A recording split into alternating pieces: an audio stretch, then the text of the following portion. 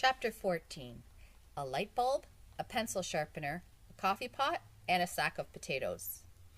Galileo was a great scientist, said Mrs. Drizzle.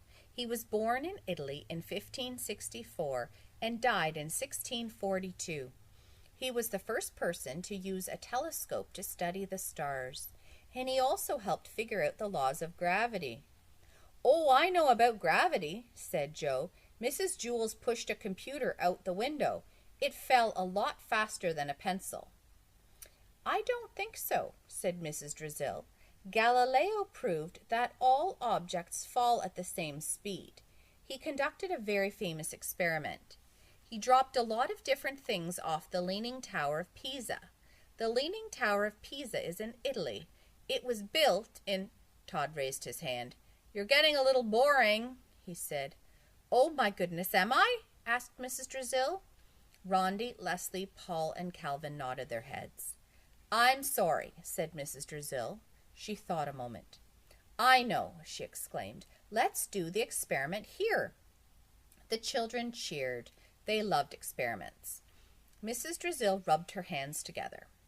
"Let's see. We'll need a coffee pot, a pencil sharpener, a light bulb, and—" she thought a moment. "We need something heavy." "An elephant's heavy," said Benjamin. "There are no elephants in Wayside School," said Mrs. Drizzle. Everyone laughed. "How about a sack of potatoes?" asked Ron. "I bet Miss Mush has one." "Go see," said Mrs. Drizzle. "There's a coffee pot down in the office," said Stephen. "Go get it," said Mrs. Drizzle. "If I had a screwdriver, I could get the pencil sharpener off the wall," said Eric Fry. "I've got a screwdriver," said Jenny. "Can we use a fluorescent light bulb?" asked Bebe. She looked up at the ceiling. "I guess so," said Mrs. Drizzle. "How do I get it?" asked Bebe. "You're the scientist," said Mrs. Drizzle. "You figure it out." Bebe put her chair on top of her desk and stood on it, but she still couldn't reach the ceiling. "Hey, Benjamin, let me have your chair." She put Benjamin's chair on top of hers, but she still wasn't tall enough. Calvin dumped the garbage can onto the floor. "Try this," he said. Bebe took the garbage can, turned it upside down, and put it on top of Benjamin's chair. Then she climbed on top, but she still couldn't quite reach. Leslie brought the class dictionary. Jenny and Dana donated their math books. Sherry grabbed Mrs. Drizzle's old blue notebook. "Put that down," yelled Mrs. Drizzle.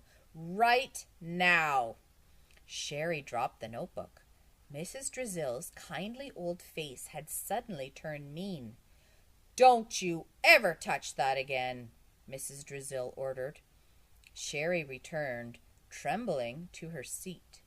Everyone was staring at Mrs. Drizzle. She smiled sweetly. "Go back to what you were doing," she said. Jason threw Bebe his lunchbox. She set it on top of the books, then climbed on top. Standing on her tiptoes, she was able to pull the cover off the fluorescent light.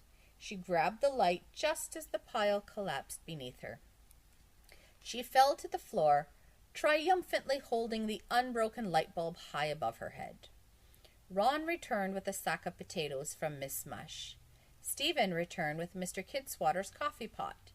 Eric Fry unscrewed the pencil sharpener from the wall.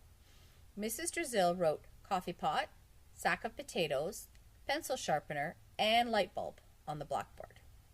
"We're going to drop all 4 objects out the window at the same time," she said. "How many people think the coffee pot will hit the ground first?" "Is there coffee in it?" asked John. "It's about half full," Stephen reported. 8 kids thought the coffee pot would hit the ground first. 16 thought the sack of potatoes would hit the ground first. 3 thought the light bulb would be first. Only Terrence thought the pencil sharpener would hit first. Jason, Jenny, Joe, John, and Joy were the judges. Mrs. Drizzle sent them outside. Stephen held the coffee pot out one window. Bebe held the light bulb out another. Eric Fry held the pencil sharpener out another. And Ron held out the sack of potatoes. Everyone else crowded around to watch. With everyone on the same side of the classroom, the school leaned a little bit, just like the Leaning Tower of Pisa. On your mark, get set, let's go, said Mrs. Drizzle. The objects fell through the air and smashed against the pavement. A short while later, the judges returned. Their clothes were splattered with coffee. Jenny had bits of potatoes in her hair.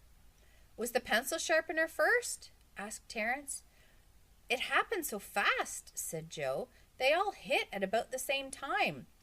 But the coffee pot made the coolest explosion, said Jason.